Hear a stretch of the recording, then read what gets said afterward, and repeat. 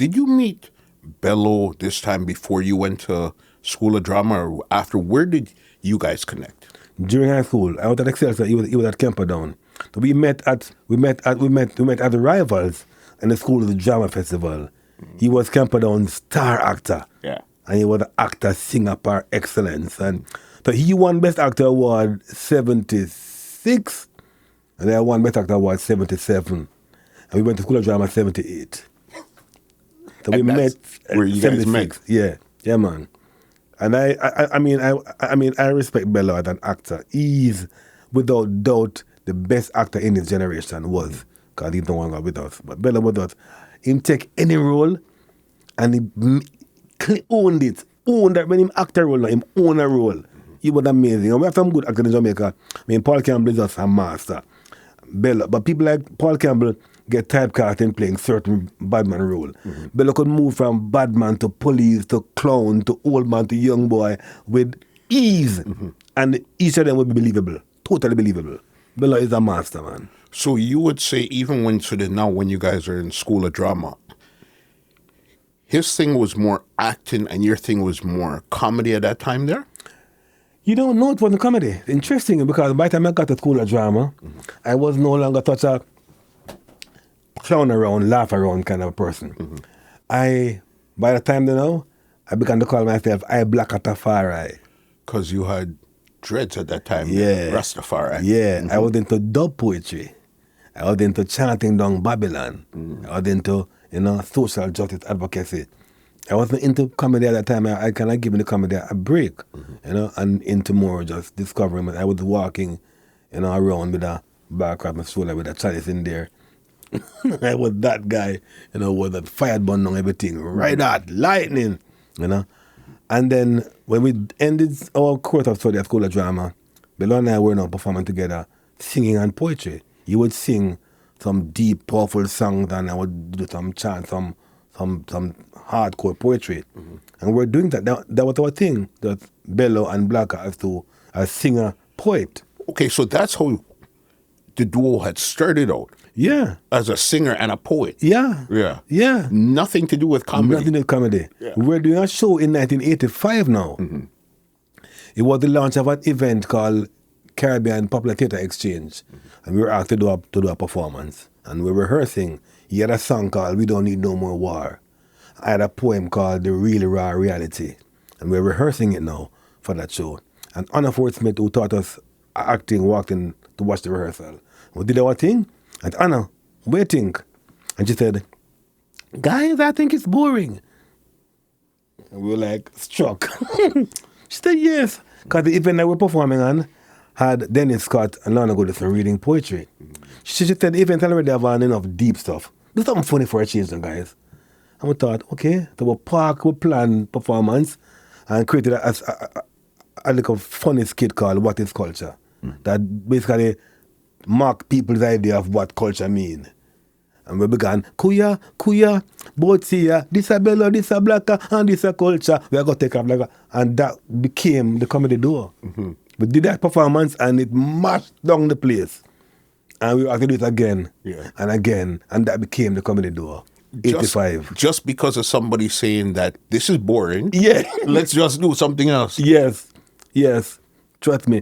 So, Jamaican, Terry Carroll Reid had this wonderful idea called rejection is redirection. And that's what happened to us.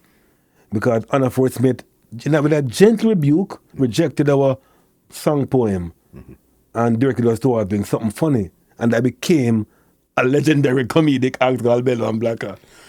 And did you guys, so then now you did the performance, mash up the place and everything. So did you think you're going to go back to being a more Rasta singing the cultural tune? Are you seeing that, hey, this is something that could work and we're going to go with this? It took on its own life, because what happened was that we did that performance and it ended with, we began with the song and we did a kind of a takeoff of rectally for talking about what culture means. We look at we mark the idea of people who think culture means walk barefoot, wear with a shiki and so on. And we ended up with that thing and we said, culture must be ballet. And we dance and then I would jump and Bello caught me in his hands.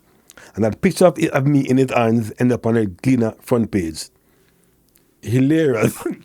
And we were out to repeat it at a lunch or a concert at Institute of Jamaica like the following week. Then someone said, do it again for the barbecue somewhere. So that performance, we kept doing it all of 85. And then we got to request to perform at comedy shows. And we thought, okay, let's make some more comedy material. Yeah. And that became the comedy act. And this was because at this time, were you guys working any jobs outside of this, or this was how you were making your money? We were teaching part-time at the time, teaching at high schools. Oh, so from back then, you were teaching? Yeah, man. Because we graduated 81 from School of Drama and we were doing part-time teaching and act. Bello was acting and teaching, and I was teaching and doing some poetry. And so between 85 and 95, we were the comedy act in Jamaica, doing all the lunch hour concerts, all the barbecue events, all the National Labor Day concerts. There was Bello Blakka between 85 and 95. Yeah. And in between that time, now in 92, Oliver Samuel recommended us to do this gig in London. Blouse and Skirts. Blouse and Skirts. Listen. 92. Listen. And then we went to tour. We toured London, Leicester, Sheffield, Nottingham, Birmingham, doing Bello Blakka. Because at that time, I could see that you had from the same Blouse and Skirts, because when I was doing the research, putting it together, my wife, she doesn't really know. I've had about 400 guests, right? She's not really into it. She's Jamaican. She's from Chilani. She's not really into it. You see, when I pulled up Blouse and Skirts and I played it, she was singing that word for word. Word for word, boss. Word for word. She said, yeah, this used to come on TV either every Saturday or something. This show used to come on TV. Yeah, Blouse and Skirts. Yes, boss. And we have to again say, and I put a big value on acknowledging and honoring those who open doors. And Oliver Samuel's open doors. Because that guy who booked us to London had no idea who we were. He was just simply acting on Oliver's recommendation. Okay, so Oliver had recommended, say, hey, you must book these guys. And we went to London, and this guy was like, who are you guys anyway? Come, Oliver said. So and when we did the show, they were like, oh, okay. Yeah. And based on that, we went to do our own show in the following year. Like we were that. on tour. So Oliver Samuel, respect and honor, man. You open doors to other people. How did you even connect with Oliver Samuels? I met him in pantomime. We were acting in pantomime together. Yes. Yeah. And he has an eye for talent, and he's only looking for ways to help people to get into other spaces. And I have to really honor him for that. But yeah, man, Oliver Samuel. Because pantomime was also a marker. In the same way how guard jail and from police market a bad man I get her. And then actor in Jamaica, you have to do a pantomime to say that you're now officially an actor. And so we had to do a panto. So we did panto, and Bello and I did panto together. And Oliver saw us then. And said, yeah, man, no, boy. We don't have talent. Me go help you. And he did. Yeah. Yeah, man. And then the first big thing that he actually got you guys on would have been the Blouse and Skirts. Yeah, yeah. London, 92. This podcast is brought to you by www.twolinesmusica.com.